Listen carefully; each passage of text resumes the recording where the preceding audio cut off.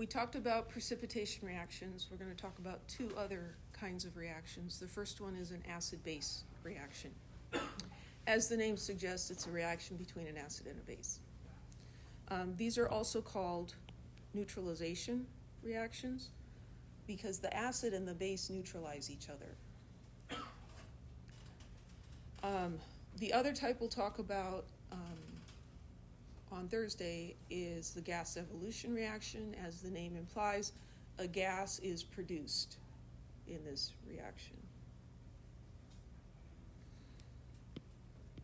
There are different definitions of acids that are useful in different situations. The one we're using is known as the Arrhenius definition. Arrhenius was a Swedish scientist who came up with this way of defining acids. And this is really what we've been talking about in nomenclature and in looking at the other things we did with acids. Can't remember what those were. There was something. A substance that produces hydrogen ions in aqueous solution.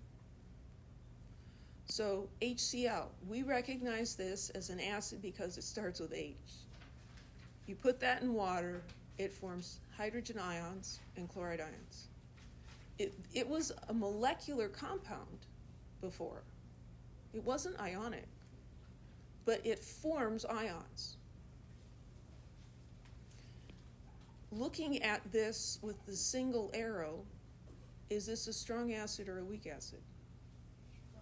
It's a strong acid. All of it's going to ionize.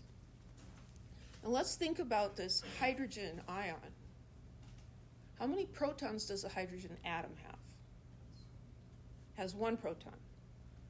It doesn't have any neutrons. How many electrons in the atom? One. So if a hydrogen atom loses an electron, what's left? Just a proton. And when we talked about relative sizes of the nucleus and the atom, we said like if the nucleus was the size of a pea, then the whole atom would be, the diameter would be about the length of a football field. So here you've got hydrogen missing all of its outside part, and there's just one proton. This thing is tiny. This is just a single subatomic particle. I think of hydrogen ions as being like newborn babies, right? Newborn babies do not go out and play by themselves, right? They can't walk, right? You can't let them out. They're not going to go, right? How do they go outside? Someone carries them, right? So here we have this proton, hydrogen ion, and it's not going to go out alone. It's going to be held by a water molecule. Maybe it's riding piggyback or something. So you put a hydrogen ion onto a water molecule. Now you've got 3 hydrogens, overall a +1 charge. And this has the name hydronium ion. So what we should understand is that we never actually have just hydrogen ions floating around. Well, why do we write it like this? Because it's a lot simpler. So most chemists use H plus and H3O plus interchangeably. But we do that with the knowledge that what's really going on is it's an H3O plus molecule. Okay? So if we talk about polyprotic acids, poly meaning many, protic referring to protons or those hydrogen ions, right? These are acids that have more than one ionizable proton or ionizable hydrogen. So something like H2SO4, it's got 2 hydrogens, right?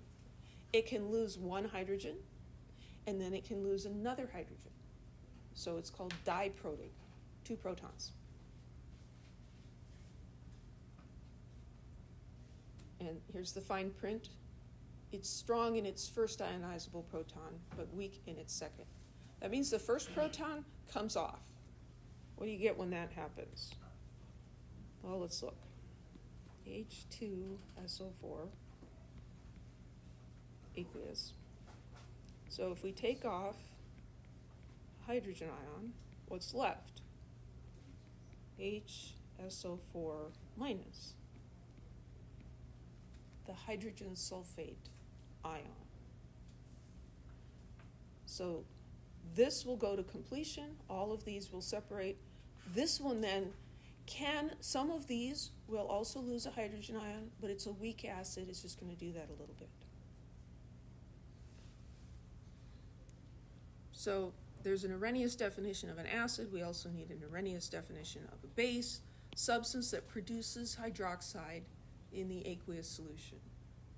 And that's why CH3OH made us want to call it a base, because we saw OH. It's a base. Well, if it's an ionic compound, yes, it's a base. So here's an example, sodium hydroxide. This will separate into ions, sodium ions and hydroxide ions. So most of what we're going to see as bases are going to be metal hydroxides, like potassium hydroxide. The one exception to that you should remember is ammonia. Ammonia is a base. You might look at that and think, well, how could that be a base? There's no oxygen in it. How could it produce hydroxide ions? Well, what that does, you put that with water. Actually, it's a weak base. The ammonia will take the hydrogen ion from the water and form ammonium, and the water is left as hydroxide.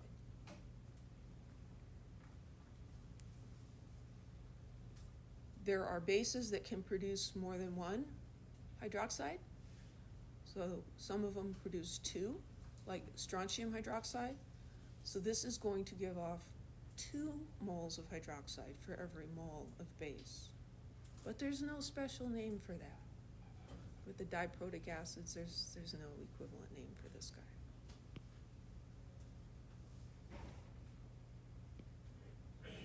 So the neutralization happens when the hydrogen ion that's released from the acid combines with the hydroxide ion released by the base, and those make water. And that's this equation down here. A hydrogen ion and a hydroxide ion will get together and make water. We can predict the products of these reactions in the same way as we did for precipitation reactions. So we're looking at swapping partners. So the hydrogen ion and the hydroxide ion will get together and make water. And then we look at the other stuff, the sodium and the chloride. And that's going to be a salt. So when we hear the word salt, we think of table salt, sodium chloride, sprinkle it on your food, right? In chemistry, salt means any ionic compound. So it could be KCl or KNO3, or there's lots of different things.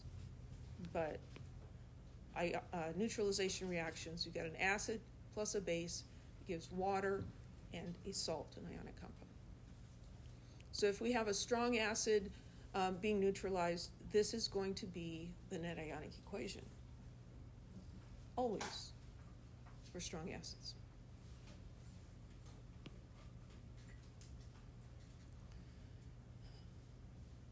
That's an illustration which just doesn't seem all that useful to me. So there. How do we know which are the strong ones and which are the weak ones? You memorize them. Yeah, I'm sorry. Good news, there's only 6. There's 6 strong acids. Anything else that's an acid is a weak acid. So that's kind of nice. So these are the guys, HCl, HBr, HI. So those are the halogen sisters, except not HF because she's the baby sister and doesn't follow the rules, right? So HCl, HBr, HI, those are strong acids. Nitric acid, sulfuric acid, and perchloric acid. Why? Because we told you. Anything else is going to be a weak acid. See, here's HF, not following the rules. Hydrofluoric acid is a weak acid. Acetic acid, formic acid, any other acid is weak, okay? For the bases, ammonia is a weak base, but we don't really need to remember that in Chem 1A. We should recognize these as bases, though. It's a metal and hydroxide. So if you see a metal and hydroxide, that's a base. If you see NH3, also a base. So let's write a molecular and net ionic equation for the reaction that occurs between aqueous HBr and aqueous LiOH. Is HBr an acid? Mm-hmm. Is LiOH a base? Yeah, this is an acid-base reaction. It's going to make water and salt. So they gave us the formulas, bless you, and they told us these were aqueous.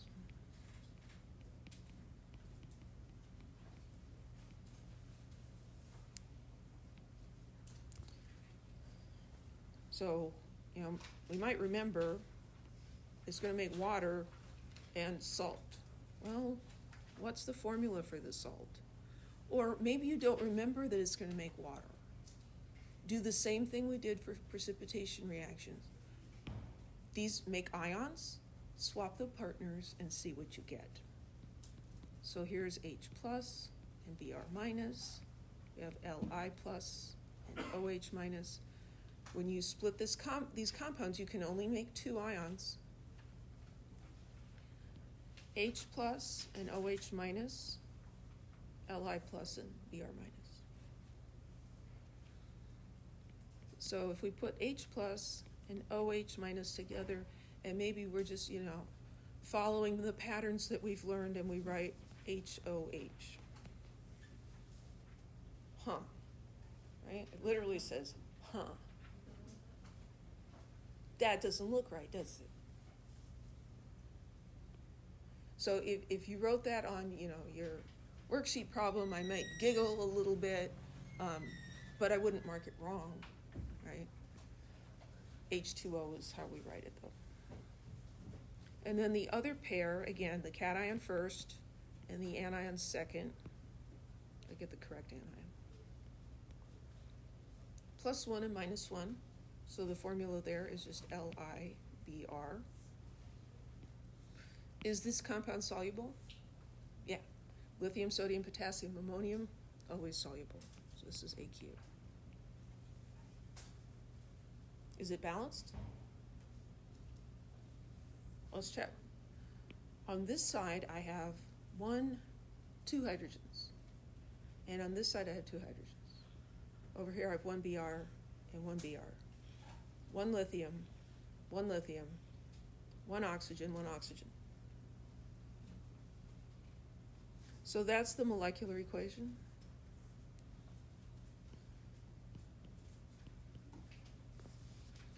And then they want the net ionic equation. So they're not specifically telling us we have to write out the whole complete ionic equation. But we kind of already have it here.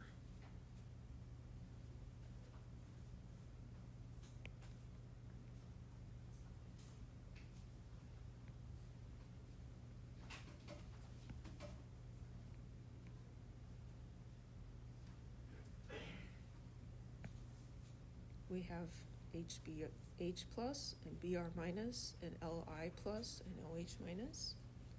Those are all aqueous. Is HBr a strong acid? Yeah. Hydrochloric, hydrobromic, hydroiodic, all strong. And so we're going to show that as separate ions. Then over here, should water be shown as ions? No. So let's fix that. H2O. Aqueous ionic compound, will that be shown as ions? Yes.